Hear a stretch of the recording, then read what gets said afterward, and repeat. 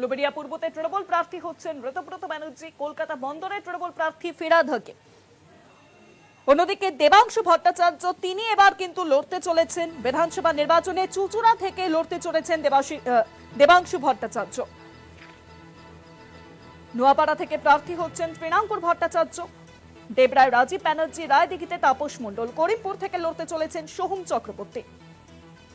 মন্তেশ্বর থেকে সিদ্দিকুল্লাহ চৌধুরী, আসানসোল উত্তরে মলয় ঘটক, রাজারহাট নিউটাউন থেকে লড়তে চলেছেন তাপস চট্টোপাধ্যায়, রাজারহাট গোপালপুর থেকে অদিতি পুঞ্চি, মেখলিগঞ্জ থেকে লড়তে চলেছেন পরেশ চন্দ্র অধিকারী। ফোনলাইনের সঙ্গে রয়েছেন আমাদের অপর প্রতিনিধি দেবাশিস সেনগুপ্ত। দেবাশিস দা, গতকালই আমরা দেখেছি যে বিজেপি এবং সিপিএম এর তরফে কিন্তু প্রার্থী তালিকা ঘোষণা, আজ তৃণমূল কংগ্রেসের তরফে ঘোষণা করা হলো প্রার্থী তালিকা। 294টি আসনে 3টি আসন ছাড়া হয়েছে অনিত থাপাকে এবং যান্ত্রিক গোলযোগের কারণে যোগাযোগ বিচ্ছিন্ন হয়েছে আমাদের প্রতিনিধির সঙ্গে। আমরা আবারও যোগাযোগ করার চেষ্টা করব তার সঙ্গে, কিন্তু এই মুহূর্তে যে খবরের দিকে আমরা নজর রেখেছি, আসন্ন বিধানসভা নির্বাচন 2026 দু দফায় হতে চলেছে এই নির্বাচন।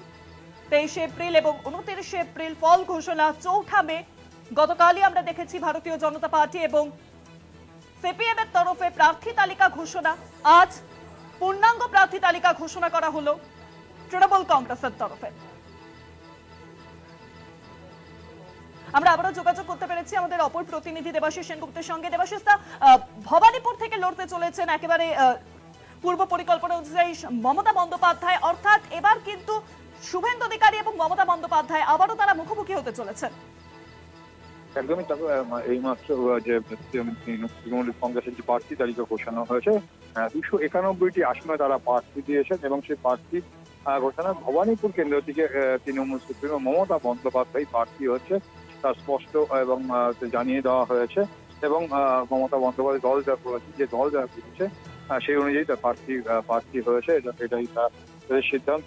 ইতিমধ্যে জানা যাচ্ছে প্রায় 74 জন প্রার্থী কিন্তু সেখানে পরিবর্তন হয়েছে।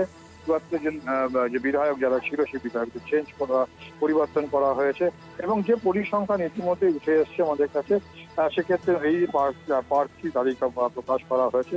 সেই প্রার্থী তালিকার মধ্যে যা রয়েছে ইতিমধ্যে কিন্তু সেখানে যে পরিসংখ্যান দেওয়া হয়েছে, সেই পরিসংখ্যানে কিন্তু যে হিসাব দেওয়া হচ্ছে, সেই হিসাবে শিডিউল কাস্ট শিডিউল ট্রাইবের সেক্ষেত্রে যা রয়েছে 84 জন।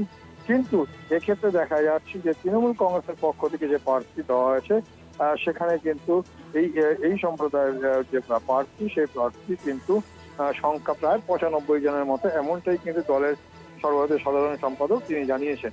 এবং কেবল তাই নয়, তারা কিন্তু মহিলাদের ক্ষেত্রেও যে তারা যে গুরুত্ব দেয়, সেই গুরুত্ব কিন্তু দেখা দিয়েছে যে সেখানে মহিলা যে প্রার্থী সেখানে দেওয়া হয়েছে এবং বলা যেতে পারে যে 50% মহিলা SC/ST সেখানে দেওয়া হয়েছে এবং সেখানে কিন্তু 47 জন মাইনরিটি সম্প্রদায়ের বিধায়কের আসন দেওয়া হয়েছে, প্রার্থী করা হয়েছে এবং তার মধ্যে 31 থেকে যাদের বয়স 31 থেকে 40-এর মধ্যে সেরকম 38 জন প্রার্থী রয়েছে। 41 থেকে 50 বছর বয়স তাদের প্রায় 31 জন প্রার্থী রয়েছে এবং কলকাতার আশেপাশে কিন্তু যা আসন ছিল থাকলেও কয়েকটি আসনে যেমন পরিবর্তন হয়েছে, সেক্ষেত্রে বেলেঘাটা, তুমি আমাদের সঙ্গে থাকো।